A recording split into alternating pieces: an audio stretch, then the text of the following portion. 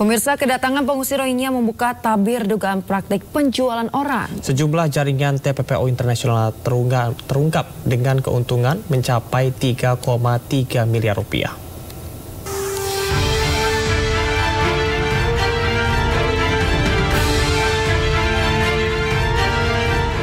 Membludaknya pengungsi Rohingya sejak pertengahan November 2023 di sejumlah pantai di Provinsi Aceh kini menuai perdebatan.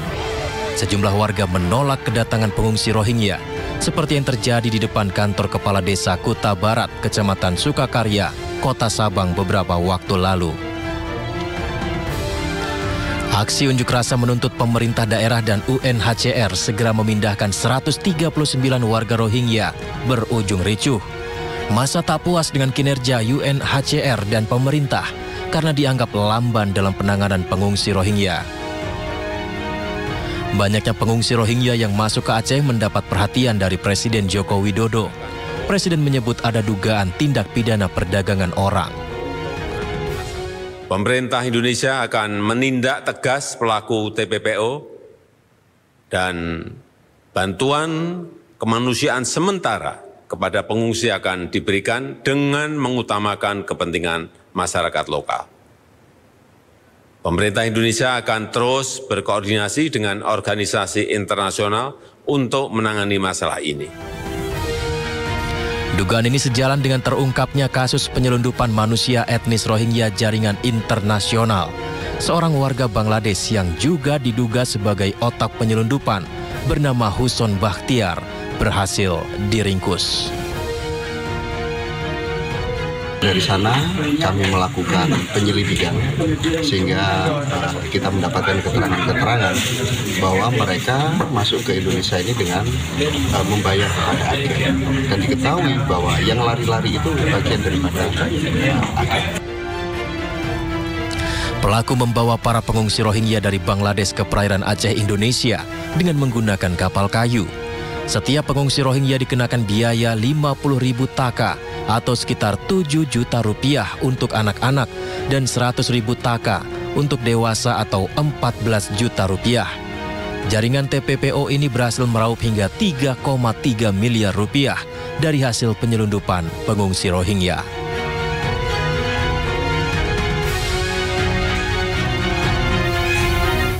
Pemirsa, untuk membahasnya lebih dalam mengenai pengungsi Rohingya yang kini sudah mencapai 1.487 orang di lokasi pengungsian di Aceh, kami sudah terhubung dengan Profesor Hikmahanto Juwana, selaku pengamat hubungan internasional dari Universitas Indonesia. Baik, selamat pagi Bapak Profesor Hikmahanto, semoga dalam keadaan sehat. Apa kabar Pak?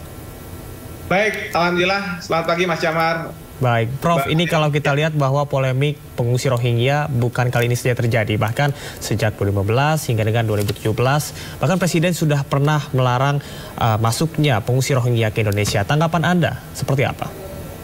Ya, fenomena di awal-awal memang mungkin saja mereka ini adalah orang-orang yang mempunyai kedaruratan. Sehingga nelayan-nelayan kita membawa mereka ke darat. Dan kemudian dirawat, tetapi kemudian dimasukkan ke penampungan, kemudian mereka lari. Nah, dari sini mungkin saja yang lari ini mendapatkan kehidupan yang lebih baik, gitu ya. Lalu kemudian mereka mengabarkan kepada etnis Rohingya yang ada di Myanmar, ada pula yang ada di Bangladesh, bahwa datanglah ke Indonesia. Karena selama ini mereka datang ke Malaysia. Memang di Malaysia dibutuhkan para pekerja kasar untuk bekerja di perkebunan dan lain sebagainya. Tetapi belakangan Malaysia itu menutup diri dari etnis Rohingya. Sehingga mereka-mereka ini mengatakan bahwa datang ke Indonesia, Indonesia lebih baik, lebih bisa menjanjikan untuk mendapatkan penghidupan. Nah, awalnya cuma kabar-kabar saja mungkin, tetapi kemudian berproses menjadi mafia. Karena apa? Mereka-mereka ini mencoba untuk mendapatkan uang dari mereka-mereka yang mau datang ke Indonesia. Itu yang diduga oleh Bapak Presiden sebagai mafia. Nah, sebenarnya status mereka ini bukan pengungsi. Kenapa saya katakan bukan pengungsi? Karena mereka adalah pendatang gelap. Pendatang gelap karena mereka datang ke Indonesia bukan dalam konteks mereka sedang dikejar-kejar. Karena kalau sedang dikejar-kejar itu harus diverifikasi oleh UNHCR, oleh otoritas keimigrasian kita. Dan perlu dipastikan bahwa mereka tidak terlibat dalam catatan kriminal di negara asalnya dan lain sebagainya. Tetapi kalau mereka langsung disebut sebagai pengungsi, maka ingat, menurut Konvensi 1951 yang Indonesia tidak meratifikasi, mereka ini seolah-olah akan mendapatkan perlakuan-perlakuan tertentu. Nah, sementara pemerintah bilang bahwa kita tidak mungkin menampung mereka, ya, karena apa? Mereka ini membutuhkan makanan, minuman, dan lain sebagainya. Belum lagi masyarakat di Aceh tentu akan menolak, punya hak untuk menolak.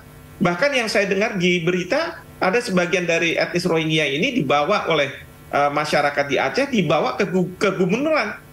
Semakin membuat mereka itu sebenarnya sangat frustrasi dengan apa yang dilakukan oleh pemerintah pusat, kemudian ditimpakan kepada pemerintah daerah, ya, dan juga UNHCR. Maka saya katakan sekarang ini terhadap mereka yang sudah ada, ini harus didata, harus juga diverifikasi oleh Ditjen Imigrasi. Lalu kemudian mereka harus dibawa ke pulau terpencil. Jadi supaya tidak kemudian berinteraksi dengan publik kita. Karena kalau publik itu marah, mereka main hakim sendiri. Ini yang membahayakan. Dan ada konflik-konflik sosial. Harusnya pemerintah segera turun tangan. Jangan kemudian mereka malah dengan mungkin uang dari UNHCR membangun apartemen dan lain sebagainya untuk mengakomodasi mereka. Yang kemudian mereka berinteraksi dengan masyarakat kita. Mereka akan mendapat makanan pagi, siang, malam, tapi masyarakat kita tidak mendapatkan hal yang sama karena mereka miskin dan seolah-olah hak asasi manusia rakyat Indonesia ini akan tersingkirkan dengan hak asasi manusia dari orang lain. Itu yang nggak benar menurut saya. Nah, jadi pertama menurut saya kita harus katakan bahwa mereka ini adalah pendatang gelap. Yang kedua, supaya tidak masuk lagi, sekali lagi penegakan hukum di laut kita, apakah angkatan laut, kepolisian, keimigrasian, kapal-kapal itu harus ada di sana. Dan kemudian memastikan bahwa mereka tidak masuk ke Indonesia. Kalau sudah masuk seperti sekarang ini, kita akan bertumpuk orang ada di Indonesia, itu yang kemudian akan memunculkan masalah sosial.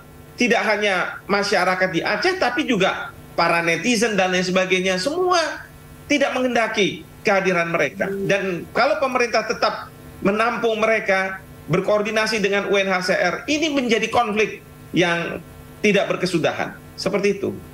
Baik, Prof. Lantas bisa dikatakan ini kurangnya ketegasan dari pemerintah Indonesia sendiri untuk menghadapi para pendatang gelap Rohingya, ya, Prof, ya. Lantas dampak persoalan tersebut apa, Dok, bila dibiarkan berlarut-larut, khususnya untuk masyarakat Indonesia sendiri, Dok? Iya, yang pasti adalah ada penolakan. Kita sudah lihat, sudah jelas di Aceh terjadi penolakan. Mereka tidak mungkin etnis Rohingya itu berbaur dengan masyarakat Aceh, ya. Belum lagi kalau misalnya mereka akan masuk ke tempat-tempat lain. Nanti ada penolakan-penolakan juga. Dan yang saya khawatirkan, sekali lagi ini yang saya khawatirkan, masyarakat akan main hakim sendiri. Dan ini tidak baik, ya. Nanti di internasional dikatakan bahwa Indonesia tidak patuh pada hak asasi manusia dan lain sebagainya. Padahal ini bukan sesuatu yang salahnya masyarakat. Tetapi harus pemerintah, harus UNHCR mengambil alih. Segera, tidak bisa ditunda-tunda. Bapak Presiden sudah menginstruksikan TPPO harus dijalankan, ya. Oknum-oknum yang bermain, habiskan mereka. Ya, siapa tahu ada oknum-oknum di Indonesia yang memang mendapatkan uang dan lain sebagainya yang tidak benar itu. Lalu kemudian yang ketiga, bahwa yang sudah ada, ya memang kita harus taruh di tempat pulau terpencil sampai UNHCR punya solusi. Dan jangan sampai sepeser pun anggaran dari negara Republik Indonesia keluar untuk mereka ini. Karena ini merupakan tanggung jawab dari UNHCR. Masalah bukan urusan Indonesia, tapi masalah ini adalah urusan dari masyarakat internasional, ya masyarakat internasional, ya UNHCR. Dan kemudian patroli laut harus terus dijalankan, memastikan bahwa kapal-kapal ini tidak masuk ke wilayah Indonesia. Kalau dulu itu mereka itu awal-awalnya ya ada di kapal-kapal yang sudah rusak diterjang ombak, lalu mereka berpegangan pada kayu-kayu. Kalau sekarang saya lihat, ini kapal-kapal besar. Ini kalau bukan mafia nggak mungkin. Ya, mereka sudah menyiapkan segala sesuatunya. Ini yang tidak benar. Dan sekali lagi saya minta para pejabat, terutama nanti para menteri, jangan menyebut mereka ini sebagai pengungsi. Menurut ketentuan, mau lihat konvensi pengungsi tahun 1951 atau Perpres 125, mereka tidak masuk dalam kategori pengungsi karena belum diverifikasi. Ya, jadi mereka ini menurut Undang-Undang Keimigrasian kita adalah pendatang gelap. Coba dilihat pasal 8 ayat 1 dan pasal 9 ayat 1 Undang-Undang Keimigrasian. Seperti itu. Artinya ada instrumen hukum yang memang harus disesuaikan dengan kejadian yang ada saat ini, bahwa ini bukan sebuah kedaruratan seperti yang terdahulu terjadi, namun ini sebuah kesengajaan begitu ya, Prof ya? Betul sekali, ini sebuah kesengajaan ya, bahkan yang kita dengar adalah etnis Rohingya yang keluar dari Myanmar ini sekarang ditampung di Bangladesh. Mungkin penampungannya tidak baik, lalu kemudian sebagian mereka akhirnya keluar dari Bangladesh dan masuk Indonesia. Ini yang harus ditelusuri. Memang ada sebagian mereka juga yang sudah punya status sebagai pengungsi. Ya, UNHCR di Bangladesh mungkin memberikan status seperti itu. Tapi kan nggak kemudian itu berlaku di Indonesia. Kalau misalnya mereka punya status pengungsi di Bangladesh, tinggal sekarang ada negara ketiga tidak yang mau menerima mereka, karena sistem pengungsi itu seperti itu, harus ada negara ketiga yang mau menerima. Nah sekarang negara ketiga itu kan biasanya negara-negara maju, negara-negara yang masyarakatnya sudah sejahtera. Nah seperti Australia, Inggris mungkin, Jerman dan lain sebagainya. Nah mereka sekarang aja sudah menolak, sudah tidak mau. Lalu kenapa Indonesia harus menerima? Memangnya Indonesia ini sudah negara maju, sudah rakyat miskinnya sedikit sekali, yang sehingga kita bisa menerima masyarakat dari luar yang perlu penghidupan yang lebih baik. Dan sekali lagi ya, mereka masuk ini tidak boleh karena ingin mendapatkan penghidupan yang lebih baik. Lihat di konvensi pengungsi tahun 1951. Ya, tujuannya hanya kalau mereka itu dikejar-kejar oleh pemerintahnya karena ras dan lain sebagainya. Nah ini kan harus diverifikasi, nggak semua masuk itu. Seperti yang sebagaimana diatur dalam pasal 1 konvensi pengungsi. Demikian.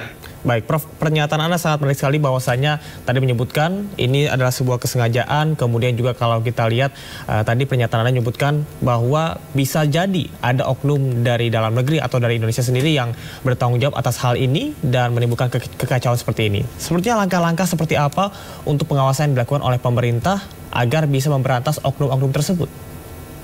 Ya, di sini makanya yang saya katakan pemerintah harus melakukan meminta kepolisian untuk melakukan proses penyidikan, bahkan juga nanti kejaksaan melakukan penuntutan, ya sampai pokoknya proses peradilan pidana itu harus dijalankan. Kita harus memastikan bahwa ada aspek jera dari mereka-mereka yang mendatangkan etnis Rohingya ini ke Indonesia untuk uang. Termasuk juga oknum-oknum dari otoritas kita yang bermain. Itu juga harus diselesaikan. Karena kalau misalnya tidak, ya ini akan terus berlanjut. Yang kedua adalah penegakan hukum di laut, pengawasan di laut. Itu harus diintensifkan. Ya kalau kita tahu bahwa sekarang ini banyak gelombang kapal yang masuk ke Aceh, itu yang harus dilakukan. Jangan kemudian memang dengan laut yang besar ini kita bisa harus ada di mana-mana, tapi kalau misalnya ada permasalahan di situ, disitulah yang harusnya diawasi. Ya. Ketiga, tempat penampungan harus yang terpisah dari masyarakat. Jangan sampai masyarakat akhirnya mereka bertemu langsung dengan para etnis Rohingya ini, main hakim sendiri, bahkan masyarakat tidak suka dengan apa yang terjadi, di mana mereka ini kemudian dikawal oleh polisi, lalu masyarakat yang harus bentrok dengan polisi. Masa orang Indonesia dengan orang Indonesia yang harus bentrok gara-gara masalah ini? Makanya pemerintah harus segera turun. Jangan kemudian menunda-nunda. Jangan memberikan berbagai macam alasan. Pemerintah turun, lalu kemudian berkoordinasi dengan UNHCR. Dan kalau saya minta UNHCR, sudahlah kantornya ditutup di Indonesia ini. Tidak usah ada lagi UNHCR. Karena UNHCR ini, ya keberadaan kantor di UNHCR yang melakukan screening ini menjadi pendorong bagi berbagai orang yang punya alasan bahwa mereka dipersekusi, termasuk di Rohingya dan lain sebagainya, untuk datang ke Indonesia. Dan proses screening ini nggak cuma sehari 2 hari, ini bisa bertahun-tahun. Karena UNHCR pun ingin memastikan bahwa orang ini nggak punya catatan kriminal dan lain sebagainya, supaya kalau nanti diterima di negara ketiga, mereka bisa masuk, diterima begitu. Tidak ada negara ketiga yang mau menerima misalnya dengan pemeriksaan seadanya, tiba-tiba mereka punya catatan kriminal dan lain sebagainya, ya, dan lain sebagainya itu nggak mungkin. Jadi prosesnya lama, dan selama menunggu proses itu mereka ada di mana? Di Indonesia. Nanti di Indonesia mereka melakukan tindakan kriminal, mencari penghidupan dan lain sebagainya. Ujung-ujungnya mereka nggak akan pergi ke sana, malah menetap di Indonesia. Seperti Prof. Mahfud, Pak Menko Polhukam mengatakan. Ya. Baik, Prof, lantas sebenarnya konsep kemanusiaan dari UNHCR itu seperti apa sih, Prof? Ya, konsep kemanusiaan dari UNHCR adalah berdasarkan konvensi pengungsi, adalah mereka ingin menyelamatkan mereka-mereka yang dikejar oleh pemerintahnya karena apa? Karena masalah ras, perbedaan pandangan politik, agama dan lain sebagainya. Karena dari sisi konvensi ini, mereka-mereka ini sebenarnya juga berhak untuk mendapatkan penghidupan, gitu ya. Tapi bukan motivasi ekonomi, ya. Nah, mereka akan ditampung. Nah, dulu tahun 1951-an itu banyak sekali negara-negara Eropa yang mau menampung mereka, ya. Kadang-kadang ini juga menjadi ketegangan antar negara, ya, karena dari negara yang asal dari pencari suaka atau pengungsi ini tidak suka. Nah, tapi sekarang ini ada fenomena orang mencari penghidupan yang lebih baik. Nah, itu yang terus kemudian banyak negara maju ini mereka nggak mau lagi, gitu ya, karena mereka menganggap bahwa lapangan pekerjaan bagi warganya itu diambil oleh para pendatang ini, ya, dengan alasan bahwa mereka dipersekusi dan lain sebagainya. Maka mereka semakin tidak mau. Itu salah satu misalnya negara seperti Inggris keluar dari Uni Eropa, salah satunya adalah mengenai masalah ini. Karena waktu itu banyak pengungsi dari Timur Tengah yang datang, lalu kemudian negara-negara Uni Eropa diminta untuk mengakomodasi, tapi Inggris ya tidak mau, ya, mengakomodasi. Sehingga salah satu alasan untuk dia kemudian keluar dari Uni Eropa. Seperti itu. Lantas, Prof, apakah benar UNHCR ini ada kemungkinan ini sengaja menempatkan maksud kami pendatang gelap Rohingya di Indonesia sebagai tempat pengungsian permanen, Prof? Ya, mungkin aja, seperti tadi saya katakan, bahwa proses verifikasi ini lama, ya kan? Sehingga apa? Mungkin UNHCR bilang, kita punya dana, kita tinggal buatin rumah-rumah untuk mereka. Selama ini kalau misalnya mungkin di Bangladesh, mungkin mereka tidak diakomodasi dengan baik. Sehingga apa? Ya sudah nih, Indonesia, pemerintah Indonesia senang nih kalau misalnya dibuatin misalnya perumahan di kayak apartemen lah, ya, rumah susun dan lain sebagainya di Sidoarjo dan lain sebagainya yang bagus-bagus itu. Tetapi kan masalahnya kan ini penampungan untuk berapa lama? Lalu penampungan ini bisa mereka nanti keluar. Nanti mereka enak-enak berleha-leha di sana. Itu apa tidak memunculkan kecemburuan sosial bagi masyarakat kita yang masih banyak orang miskin? Nah, jadi ini yang menjadi permasalahan bagi kita, ya. Maka saya katakan, udahlah, aktivitas UNHCR mungkin mereka menganggap bahwa kalau di Indonesia ini baik, tapi jangan kemudian kebaikan kita dibuat sebagai ya kebodohan kita gitu loh mereka. Baik. Udah kita buat aja di sana. Toh di Bangladesh juga mereka membuat nggak diterima oleh pemerintahnya dan lain sebagainya. Ini Indonesia ini baik lagi. Aduh, saya pikir-pikir, iya, kenapa kok pemerintah kita itu lebih tega gitu ya terhadap rakyat sendiri daripada rakyat negara lain gitu. Baik, Prof, ini kita turut merasakan keresahan yang terjadi. Bahkan kalau kita bisa lihat sangat miris ketika negara kita saja masih banyak yang membutuhkan begitu.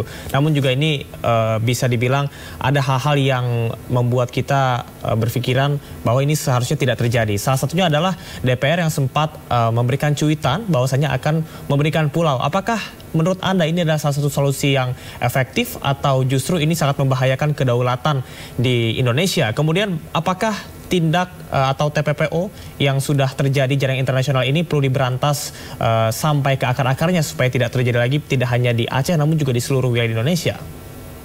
Ya, terkait dengan cuitan dari DPR, mungkin anggota DPR yang akan membuat pulau, itu kan sebenarnya yang saya sampaikan juga bahwa pulau ini harus terisolir, tapi bukan kita serahkan untuk sementara yang kemudian dikelola oleh UNHCR untuk sementara, seperti pada waktu ada krisis seperti sekarang ini, tapi yang dari Vietnam. Orang-orang Vietnam mau pergi ke negara-negara yang maju, akhirnya mendaratnya di Indonesia, lalu mendarat di Indonesia, kita fasilitasi di Pulau Galang. Pulau Galang milik Indonesia. Difasilitasi di sana, tidak berbaur dengan masyarakat, lalu silahkan UNHCR melakukan verifikasi terhadap mereka-mereka ini. Ya, kalau misalnya memang sudah oke, baru nanti dikirim ke negara yang mau menerima mereka. Nah, idenya adalah pulau yang terisolasi. Bukan memberikan pulau mereka terus kemudian mereka merdeka di sana. Tidak, itu tidak boleh. Negara Kesatuan Republik Indonesia harus dijaga. Ya, jadi pulau itu untuk memfasilitasi sementara terhadap mereka-mereka yang sudah ada di Indonesia. Karena kalau mereka yang sudah ada di Indonesia ditaruh di pemukiman warga, itu akan memunculkan kecemburuan sosial. Itu akan memunculkan mereka akan keluar dari situ dan mencari penghidupan di Indonesia dan lain sebagainya. Maka kalau di luar, di pulau, kalau mereka keluar ya kecuali mereka punya kapal bisa keluar gitu ya. Tapi kalau tidak punya kapal ya sudah, mereka akan tinggal di situ. Dan kita ingin bahwa suatu hari seperti Pulau Galang akan habis semua, akan hilang semua. Jadi itu ya. Yang kedua terkait dengan penyelundupan manusia, TPPO ini, penyelundupan orang, yang memang harus dilakukan, harus dijalankan oleh Polri. Karena Polri itu adalah otoritas yang memiliki kewenangan untuk melakukan proses penyelidikan dan penyidikan, dan ujungnya nanti harus dituntut oleh jaksa. Dan syukur-syukur oleh pengadilan kalau terbukti ya harus dihukum. Tapi mereka-mereka ini setelah menjalani masa hukuman harus dideportasi, dikeluarkan dari Indonesia karena mereka melakukan tindak pidana di Indonesia. Jangan setelah dihukum terus kemudian mereka bisa berkeliaran lagi di Indonesia. Salah lagi itu kalau misalnya seperti itu. Harus dideportasi. Ya, jadi kuncinya adalah dideportasi. Sekali lagi, kita bukan masalah kemanusiaan. Kalau misalnya pengungsi kita bisa bilang kemanusiaan. Ini pendatang gelap. Pendatang gelap. Ya, seperti itu. Ya, baik, terima kasih Prof. Hikmahanto Juwono yang sudah meluangkan waktunya bersama kami. Semoga pemerintah Indonesia segera mengambil tindakan tegas untuk menangani kasus ini. Selamat beraktivitas kembali, Prof. Salam sehat selalu. Baik, selamat pagi. Terima kasih semuanya.